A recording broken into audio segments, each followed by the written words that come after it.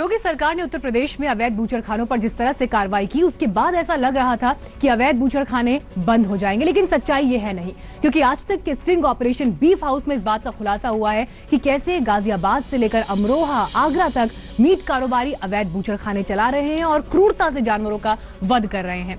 आज तक के इस खुलासे के बाद हड़कंप मचा, सरकार एक्शन में आई और गाजियाबाद में कल देर रात एक एक्सपोर्ट हाउस पर किस तरह से एक्शन लिया गया, उस पर हमारी रिपोर्ट देखिए। क्या यूपी में सारे अवैध बूचड़खाने बंद हो गए? क्या यूपी में जानवरों की कटाई नियम कायदे से हो रही है? क्या योगी सरकार में जानवरों से बेरहमी बंद हो गई?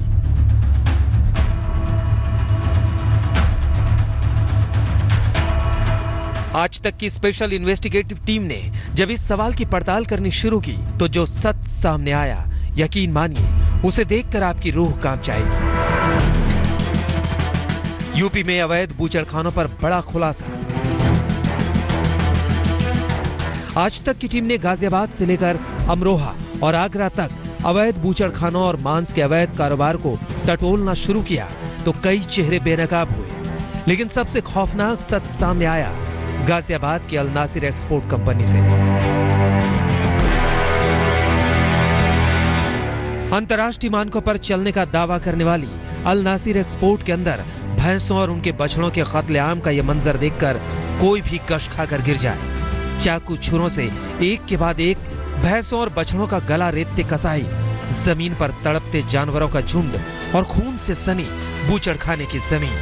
आज तक के कैमरे ने जब यह खौफनाक मंजर दुनिया की आंखों के सामने रखा तो अधिकारियों से लेकर मंत्रियों तक के पैरों तले जमीन खिसक गई।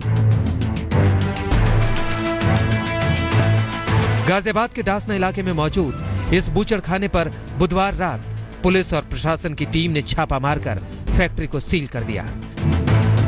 हालांकि आज तक के खुलासे के बाद बूचड़खाने के मालिकों ने जानवरों को यहां से हटाकर हकीकत पर पर्दा डालने की कोशिश की, लेकिन प्रशासन ने आज तक से स्टिंग ऑपरेशन की सीडी मांगी है, जिसके आधार पर आगे की कार्रवाई की जाएगी। सीसीटीवी फुटेज निकालेंगे तो उससे हमें जानकारी मिल जाएगी कि क्या वाकई में ऐसा हुआ है। दूसरा, आपका जो स्टिंग का वीडियो है उसका एनालिसिस कर लेंगे। तीसरा, जो हमारा डॉक्टर्स की टीम है वो भी एनालिसिस करेगी इसका। तो ये सारी रिपोर्ट आने के बाद जो भी इसमें कठोर से कठोर कार्रवाई की जाएगी। अगर इनको पाया जाता है कि उन्होंने उल्लंघन किया है तो उस पर कार्रवाई की जाएगी। अपने आदेश की यूं धज्जियां उड़ाने वाले बूचड़खानों की हकीकत का पर्दाफाश होने के बाद योगी सरकार भी सख्त एक्शन लेने का दावा कर रही है। किसी तरह के भी अवैध स्लॉटर हाउसेस नहीं चलेंगे उत्तर प्रदेश के अंदर। और अगर आपके पास इस तरह की कोई खबर है या कोई स्टिंग है तो ये आप मान के चलें कि उसके जांच के बाद पूरी सख्त कार्रवाई होगी और उसी स्लॉटर हाउस के मालिक ही नहीं बल्कि वहां पर जुड़े हुए, उनसे मिले हुए जो हमारे अधिकारी भी पाए जाएंगे उनके खिलाफ भी सख्त से सख्त कार्रवाई होगी। योगी सरकार ने तो ऐसे अवैध बूचड़खानों पर पाबंदी लगाई थी जो बिना लाइसेंस के सालों साल से चल रहे थे, लेकिन लाइसेंस शुदा बड़ी कंपनियों के तामझाम के नाम पर चलाए जाने वाले बूचड़खानों में जानवरों के झुंड ऐसी बेरहमी से कत्ल किए जा रहे होंगे, ये शायद किसी ने नहीं सोचा था। स्पेशल इन्वेस्टिगेशन टीम आज तक। और आइए हम आपको दिखाते हैं ऑपरेशन बीफ हाउस पर हमारी पूरी एक्सक्लूसिव रिपोर्ट। ये रिपोर्ट इसी अल नसीर बूचड़खाने को लेकर है, जिस पर देर रात कार्रवाई की गई और उसे सील कर दिया गया। लोगों ने कहा कि अगर अवैध बूचड़खाने उत्तर प्रदेश के अंदर बंद होने चाहिए तो 24 घंटे के अंदर बंद हो गए थे। हम लोगों ने कहा नहीं चलेगा, अवैध बूचड़खाने नहीं चलेंगे। उत्तर प्रदेश की योगी सरकार शपथ लेने के बाद ही सूबे के अवैध बूचड़खानों पर कहर बनकर टूटी थी। तमाम अवैध बूचड़खानों पर ताले लग गए थे। तो क्या वाकई प्रदेश के सारे अवैध बूचड़खाने बंद हो गए?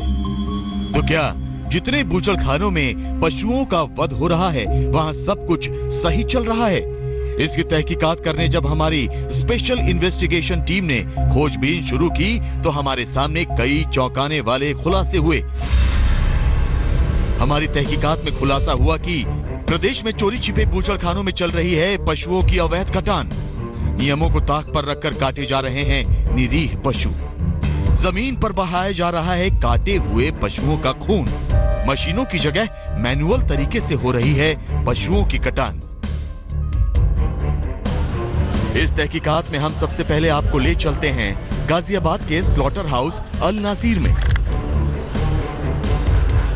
गाजियाबाद के डासना का अल नासिर स्लॉटर हाउस दिन की तस्वीरों में बिल्कुल शांत है। यहाँ कोई हलचल नहीं हो रही। दिन में इस बूचड़ खाने को देखकर आप यही समझेंगे कि इस पर योगी सरकार का असर हुआ है, जिसके चलते यहाँ पशुओं की कटान नहीं हो रही। लेकिन ये सच नहीं है। दिन रहते तो यहाँ सब कुछ ठीक रहता है, लेकिन रात जब गहराती है तो यहाँ का मंजर बदल जाता है। ये मंजर देखने से पहले जरा दिल थाम लीजिए। ये तस्वीरें आपको विचलित कर सकती हैं।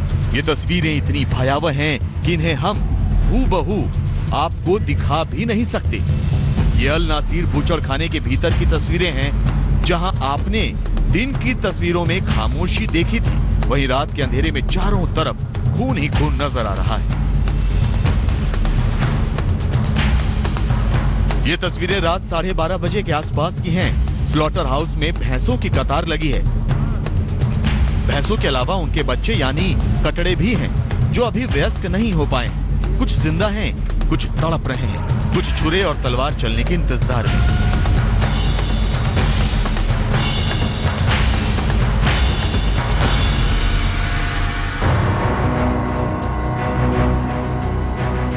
अल निसार की वेबसाइट में बताया गया कि कंपनी को मांस के निर्यात के लिए SGS की तरफ से ISO 22000 का सर्टिफिकेट मिला हुआ है। यानी कंपनी दावा करती है कि यहाँ पशुओं की कटान अंतर्राष्ट्रीय मानकों के अनुरूप होता है, लेकिन ऐसा है नहीं।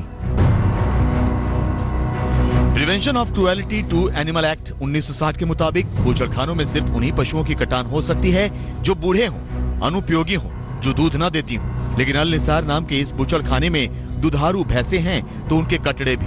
कटड़े जमीन पर पड़े हैं। जो कटड़े उठ रहे हैं उन्हें बेदर्दी से काटा जा रहा है। नियम तो यह भी है कि स्लॉटर हाउस में मैनुअल तरीके से पशुओं की कटान नहीं होगी, लेकिन यहाँ देखिए, हाथों में छुरा और तलवार लिए स्लॉटर हाउस के कर्मचारी जहां तहां पशु काट रहे हैं।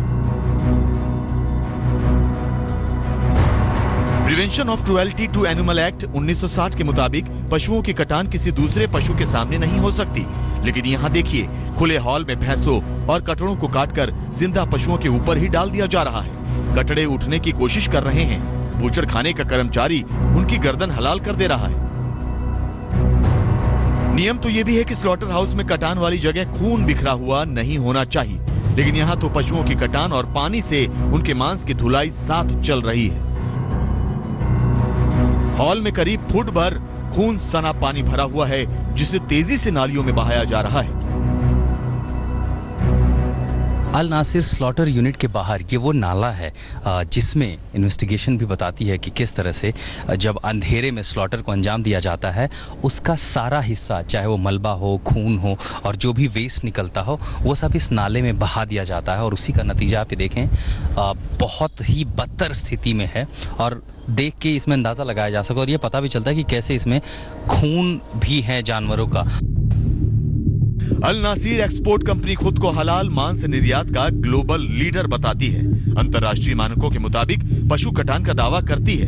वेबसाइट की तस्वीरों में भी कुछ ऐसा ही दिखता है, जहां प्लास्टिक पैकेजिंग से लेकर मास्क लगाए वर्दीधारी कर्मचारी मांस की पैकेजिंग में लगे दिखाई दे रहे हैं। लेकिन बंद दरवाजों के भीतर हकीकत इसके ठीक उलट है। हालांकि अल नासिर के डायरेक्टर सलीम कुरैशी इन सारे आरोपों से इनकार करते हैं। गाजियाबाद डेवलपमेंट अथॉरिटी ने आदेश निकाला था कि ये स्ट्रक्चर जो जहाँ पर आपका ये एक्सपोर्ट मीट कंपनी चल रही है, ये अवैध है और इसको डेमोलिश कर दिया जाना चाहिए। उसके बाद भी यानी ये पूरी तरह से अवैध हुआ, अब उसको डेमोलिशन नहीं हुआ। नहीं, ऐसा कुछ नहीं है, हमारे पास ऐसा आदेश नहीं आया और हमारा सब कुछ रेगुलर है, सब चल रहा है हमारा ठीक। सर, अभी जो भी गवर्नमेंट ऑफ इंडिया ने जो कानून बनाया है वो अभी इम्प्लीमेंट नहीं हुआ है। उसके लिए हमारी एसोसिएशन उनसे बात कर रही है कि बफेलो को निकाला जाए उसमें। सलीम कुरैशी को हमने भनक नहीं लगने दी कि हमारे पास उनके बूचड़ खाने में चल रही करतूतों का वीडियो भी है।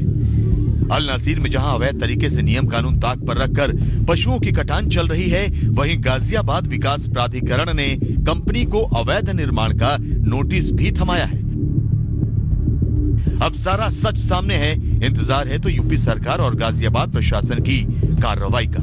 आशुतोष मिश्रा, सुशांत पाठक के साथ Jamshed Khan, special investigation team, Aaj तक।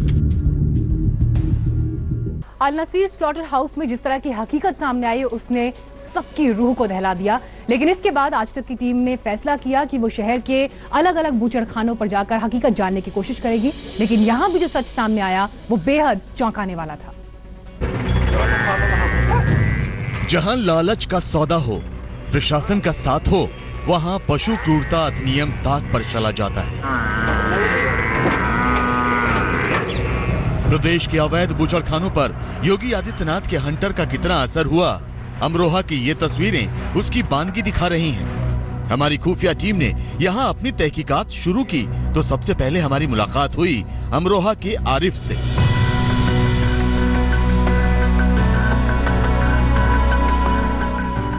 आरिफ से हमारी टीम ने भैंस के गोश्त की मांग की। आरिफ ने छूटते ही दावा कर दिया कि जितना मांस चाहिए आंख के सामने काट कर दे देगा। तुम गोश्त लोगे, गोश्त तुलवा लेना, ये से काट के दे देंगे। मैं वही तो पूछ रहा हूँ, यहाँ पे आदमी छोड़ूं या आपके साथ भेजूं? वहाँ पे यहाँ पर ही दे देंगे, तुलवा लियो। आरिफ ने भैंस काटकर 140 रुपए किलो की दर से हमारी टीम को मीट मुहैया करवाने का दावा किया। इसके बाद हमारी मुलाकात हुई आमिर नाम के इस शख्स से।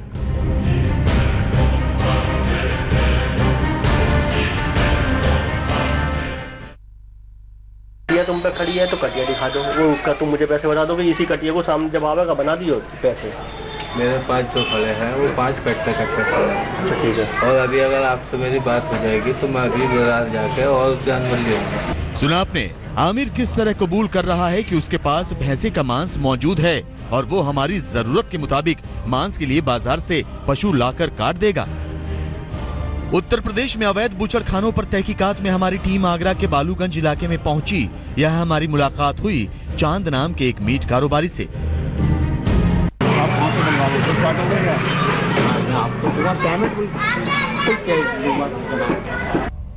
चांद कैश पेमेंट के बदले हमारी टीम को मीट मुहैया करने पर तैयार हो गया। उसने बताया कि नई सरकार आने के बाद से सख्ती हो गई है, वरना पहले घर में ही जानवरों को काट लेते थे।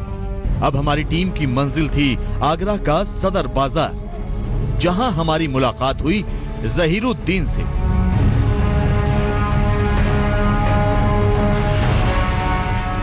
जहीरुद्दीन भैंस नहीं काटता, बस भैंस काटने के इस कारोबार में माल काटता है, यानी वो इस कारोबार का दलाल है। हमने जहीरुद्दीन को बताया कि हमें आगरा से गाजियाबाद मीट की सप्लाई चाहिए। हमारी ये बात सुनकर जहीरुद्दीन हमें खुद ही मीट की सप्लाई दिलवाने को तैयार हो गया।